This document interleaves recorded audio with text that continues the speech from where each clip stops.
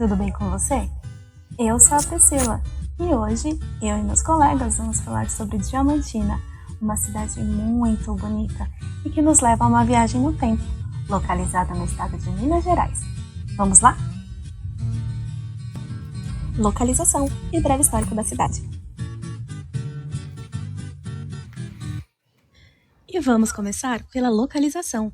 Diamantina fica na mesorregião do Jequitinhonha, tem 187 anos, foi fundada em 6 de março de 1831 e foi tombada pelo IPAM em 1938. Já em 1999, foi listada como Patrimônio Mundial pela Unesco. Essa é a planta do Arraial do Tijuco, e antes de ser município, Diamantina foi de povoado a arraial, e por volta de 1722 começou o surgimento do povoado, sempre seguindo as margens dos rios que eram garimpados. Aliás, sua formação se deve à exploração do ouro e do diamante. Diamantina, que antigamente foi chamada de Arraial do Tijuco, ou Tijuco, como alguns chamam, foi povoada primeiramente pelos bandeirantes, por volta de 1713, em um local chamado de Burgalhau, hoje conhecido como Rua do Burgalhau, a Rua do Espírito Santo e o Beco das Beatas. Por volta de 1720, na região do Cerro Frio, os diamantes foram descobertos pelo minerador Bernardo da Fonseca Lobo, o que fez crescer a ambição dos habitantes das terras vizinhas. Mas, como tinham dificuldades para identificar o valor comercial das pedras, os colonizadores da região decidiram noticiar Portugal, e foi então que, por volta de 1738, a coroa portuguesa resolveu assumir a extração de diamantes para garantir o lucro antecipado. Isso gerou conflitos entre os garimpeiros e o governador de Minas Gerais, Dom Lourenço de Almeida. No final de 1771, sob a influência do Marquês de Pombal, Arraial do Tijuco passou a ser controlado diretamente pela coroa portuguesa. Para realizar a exploração, o governo colonial realizava o aluguel dos escravos oferecidos pela população local. Nesse tempo, os lucros com a extração tiveram visível aumento.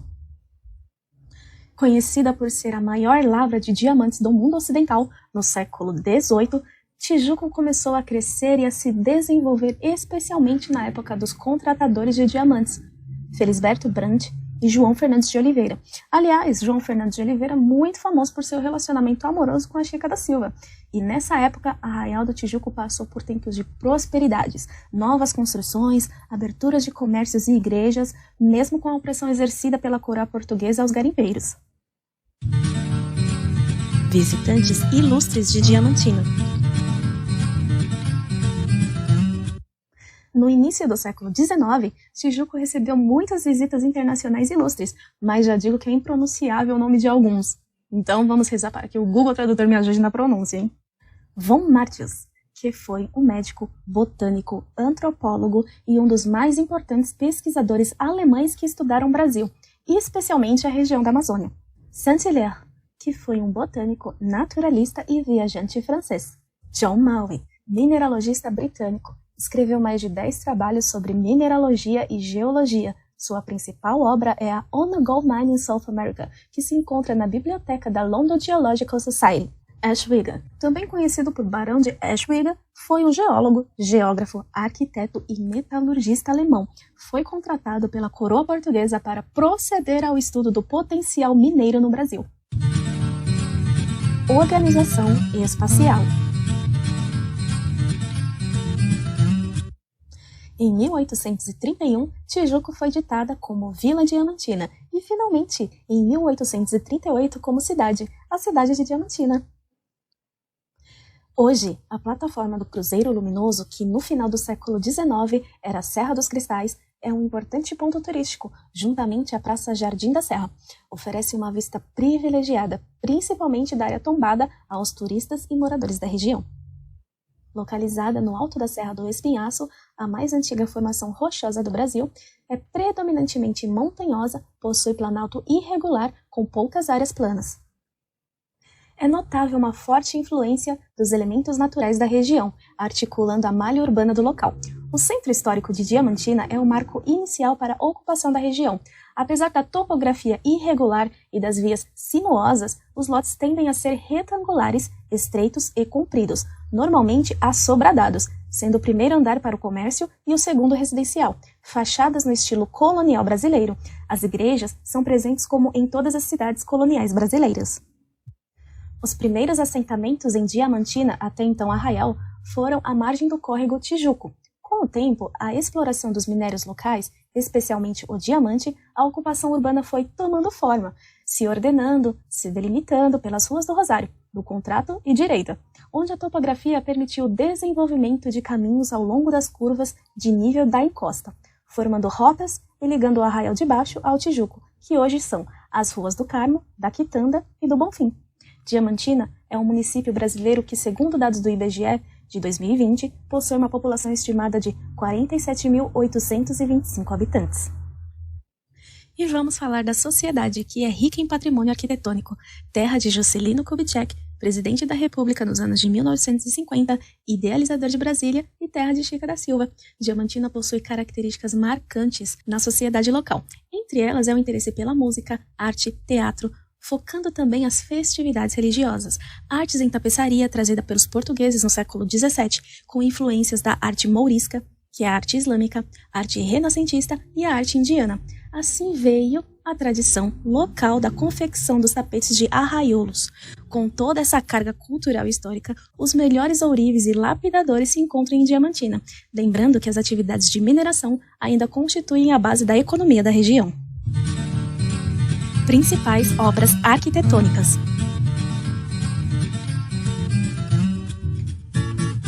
Casa da Glória. Foi construída no século XVI por Dona Josefa Maria da Glória, com o objetivo de demonstrar toda a sua riqueza. Eu sou rica! Eu sou rica! Construindo várias janelas na casa. Com o passar do tempo, o marido dela faleceu, e ela doou a casa para o bispo Dom João Antônio dos Santos, que cedeu a casa para as irmãs Vincentinas de Paula, que viviam em voto de clausura. Posteriormente, no século XVIII, o coronel Rodrigues de Freitas comprou a casa da frente e a transformou em um prostíbulo. Gente, imagina só, um prostíbulo em frente a um convento, imagina. Então, as freiras resolveram juntar forças, porque elas ficaram muito incomodadas com o que acontecia na casa da frente, juntaram dinheirinho e compraram a casa da frente. Mas como as freiras não podiam andar por aí se expondo por conta do voto de clausura, elas construíram uma passarela para a travessia, ligando uma casa à outra. Essa passarela foi inspirada na Ponte do Suspiro, que fica em Veneza, na Itália.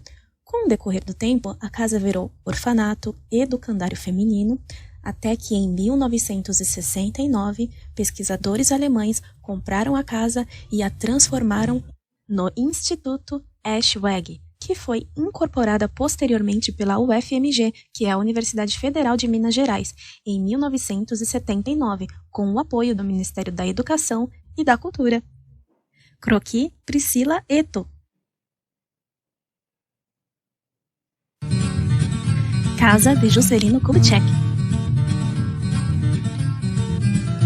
A casa de Juscelino localiza-se na rua São Francisco, número 241, no centro de Diamantina, no estado de Minas Gerais. Sua construção é datada de mais de 150 anos, ou seja, por volta dos anos de 1860 a 1870.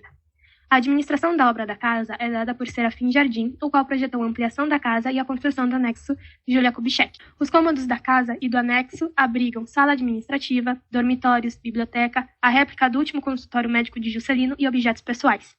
O espaço é composto por 2 casarões separados por um pátio. Apresenta como estilo arquitetônico a arquitetura colonial.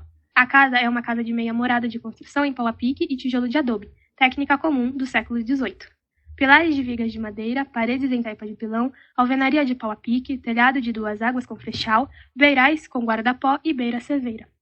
Piso interno da casa de tabuado corrido. Nas ruas, encontra-se como calçamento, além das pedras redondas, de rios, passeios de laje e outras. Os materiais utilizados para a construção da casa foram madeira, barro, fibras vegetais, barrotes, baldrames, tábuas, pedras, frechal, esteio, ripas, caibros, terças, guarda-pó, esteios em madeira.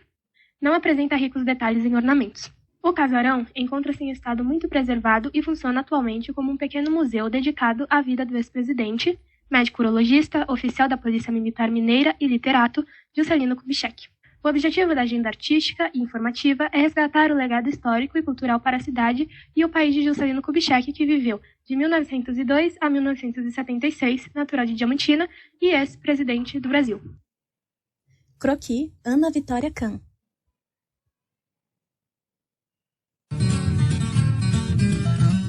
Museu do Diamante. O Museu do Diamante fica localizado na Rua Direita, 14, no centro de Diamantina, no estado de Minas Gerais. A obra foi construída em 1749 e inaugurada em 12 de abril de 1954. Antes de ser construída, serviu como residência do Padre José de Oliveira e Silva Rolê, que foi um dos principais implicados na chamada Conjuração Mineira de 1789. O museu é um significativo centro de memória da região de Diamantina, onde se reúne arte sacra, mobiliário, armaria, transporte, indumentária, tecelagem, mineração e outros objetos. Porém, o que mais se destaca no acervo do museu é as balanças de pesagem de ouro e diamante e os oratórios característicos da região. A missão do museu é recolher, classificar, conservar e expor elementos característicos das jazidas de diamante ocorrentes no Brasil, além de sua influência econômica e no meio social do antigo distrito de Diamantina e outras regiões do país. O estilo arquitetônico da obra é barroco. Croquis, Lorena Celestino da Conceição. Obra arquitetônica selecionada. Catedral Metropolitana de Diamantina ou Igreja Matriz de Santo Antônio. No século XVIII, foi construída a antiga matriz de Santo Antônio da Sé. Com a criação da Diocese de Diamantina, em 1854, a matriz foi elevada à condição de catedral. Passou por pequenas reformas, porém, em 1830, o templo foi demolido.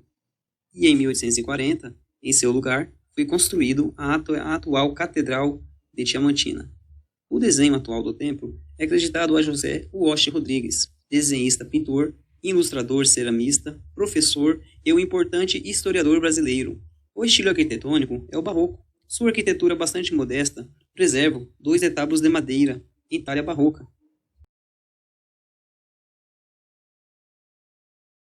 Ela possui várias formas ovais, que trazem a ideia de centralização.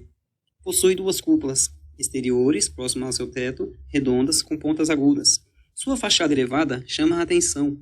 Em sua entrada, 2 colunas e um frontão, logo acima. Seus ornamentos marcantes são seus lustres e esses módulos em ferro circulares. O elemento chamado de torre tem a sua relevância na estrutura compositiva do edifício, no sentido de conferir harmonia à obra. Esse componente atribui simbolismo também à cultura local, onde está inserido, uma vez que é nele que se dispõe o sino das igrejas. Tal, no período colonial, por se tratar do meio de comunicação das localidades. Era por meio dos tipos de toque de sino que se anunciava falecimentos, desastres, chegadas de ilustres, festas religiosas, dentre outros acontecimentos. Esse costume ainda pode ser visto hoje em dia, especialmente nas cidades históricas, considerado um bem imaterial cultural. Percebemos também a cruz latina em ferro, o ornamento bulboso em alvenaria, o pináculo em alvenaria.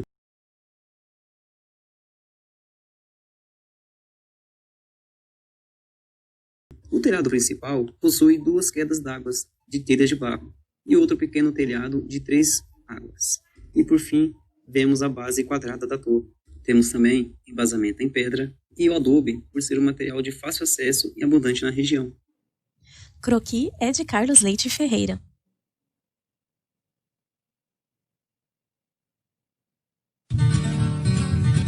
Ficha técnica e croquis.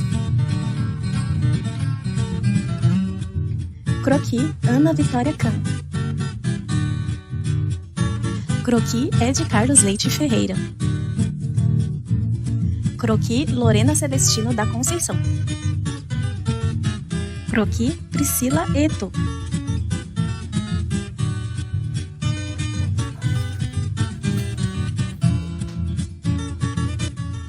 E esse foi o nosso vídeo sobre a cidade de Diamantina. Espero que você tenha gostado. Muito obrigada por nos assistir e até a próxima!